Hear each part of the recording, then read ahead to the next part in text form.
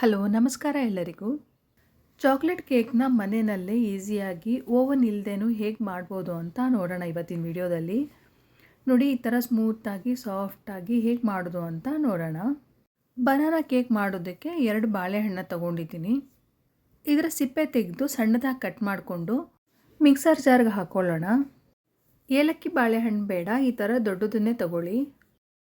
ಸಣ್ಣದಾಗಿ ಕಟ್ ಮಾಡಿಕೊಂಡು smooth paste ಮಾಡ್ಕೋಬೇಕು. ಇದನ್ನು ಕಟ್ ಮಾಡ್ಕೊಂಡಿದ್ದಾಗಿದೆ. ಇದ್ರ ಜೊತೆ 1/4 ಕಪ್ಪಷ್ಟು ಸಕ್ಕರೆನ ಸೇರಿಸ್ಕೊಂಡು ಗ್ರೈಂಡ್ ಮಾಡ್ಕೋಬೇಕು.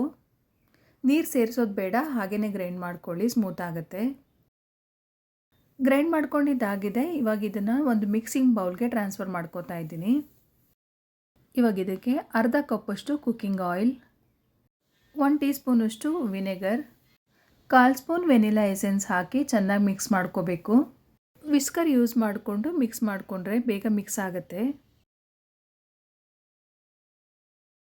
ನೋಡಿ, ಚೆನ್ನಾಗಿ ಮಿಕ್ಸ್ ಆಗಿದೆ. ಇವಾಗ ಇದಕ್ಕೆ 1.5 ಕಪ್ಪಷ್ಟು ಮೈದಾನ ಜರಡಿ ಮಾಡಿ ಹಾಕ್ಕೋಬೇಕು. ಈ ಥರ ಜರಡಿ ಮಾಡಿ ಹಾಕ್ಕೊಳ್ಳೋದ್ರಿಂದ ಗಂಟು ಆಗಲ್ಲ. ಇದರ ಜೊತೆ ಅರ್ಧ ಕಪ್ಪಷ್ಟು ಕೋಕೋ ಪೌಡರ್ನ ಕೂಡ ಜರಡಿ ಮಾಡಿ ಸೇರಿಸ್ಕೋಬೇಕು. ಈ ಬನಾನಾ ಕೇಕ್ ರೆಸಿಪಿನ ಗೋಧಿ ಹಿಟ್ಟು ಅಥವಾ ರಾಗಿ ಹಿಟ್ಟಿಂದನೂ ಕೂಡ ಮಾಡ್ಕೋಬೋದು.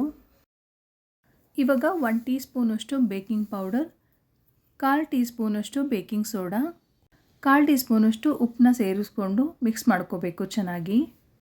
ಒಂದ್ಸರಿ ಎಲ್ಲನೂ ಮಿಕ್ಸ್ ಆದಮೇಲೆ 1/4 ಕಪ್ಪಷ್ಟು ಹಾಲನ್ನ ಸ್ವಲ್ಪ ಹಾಕ್ಕೊಂಡು ಮಿಕ್ಸ್ ಮಾಡ್ಕೋಬೇಕು, ಗಂಟಾಗದೇ ಇರೋ ಥರ.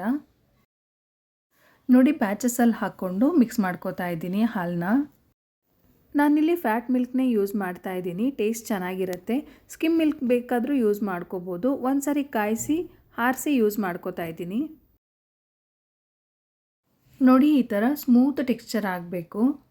ತುಂಬ ತೆಳ್ಳಗೂ ಆಗಬಾರ್ದು, ತುಂಬ ಗಟ್ಟಿಯಾಗೂ ಇರಬಾರ್ದು.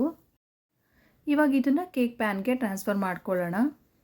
ಕೇಕ್ ಪ್ಯಾನ್ಗೆ ಮೊದಲೇ ಬಟರ್ ಪೇಪರ್ ಹಾಕಿ ಎಣ್ಣೆ ಸವರಿ ಇಟ್ಕೊಂಡಿದ್ದೀನಿ. ಈ ಬ್ಯಾಟರ್ಗೆ ನಿಮ್ಗೆ ಇಷ್ಟ ಆಗೋ ರೋಸ್ಟೆಡ್ ನಟ್ಸ್ನ ಕೂಡ ಸೇರಿಸ್ಕೋಬೋದು. ನೋಡಿ, ಟ್ರಾನ್ಸ್ಫರ್ ಮಾಡ್ಕೊಂಡಿದ್ದಾಗಿದೆ. ಇದನ್ನು 1-2 ಸಾರಿ ಟ್ಯಾಪ್ ಮಾಡಬೇಕು ಸೆಟಲ್ ಆಗೋದಕ್ಕೆ. ಮತ್ತು ಮೇಲ್ಗಡೆ ಸ್ಪ್ಯಾಚುಲಾ ಸಹಾಯದಿಂದ ಈವೆನಾಗಿ ಮಾಡ್ಕೋಬೇಕು. ಮೇಲ್ಗಡೆ ಚೊಕೋ ಚಿಪ್ಸ್ನ ಹಾಕೋತಾ ಇದ್ದೀನಿ.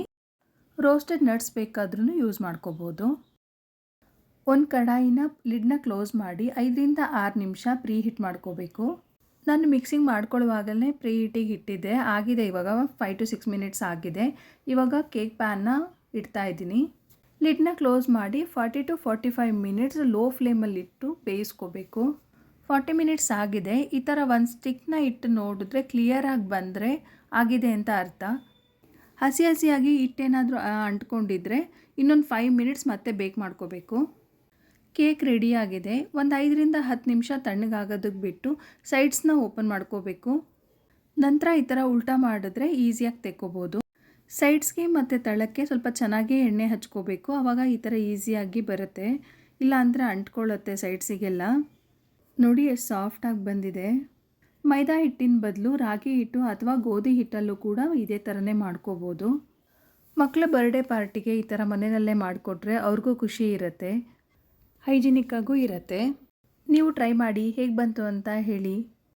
ರೆಸಿಪಿ ಇಷ್ಟ ಆದರೆ ಒಂದು ಲೈಕ್ ಮಾಡಿ. Thank you.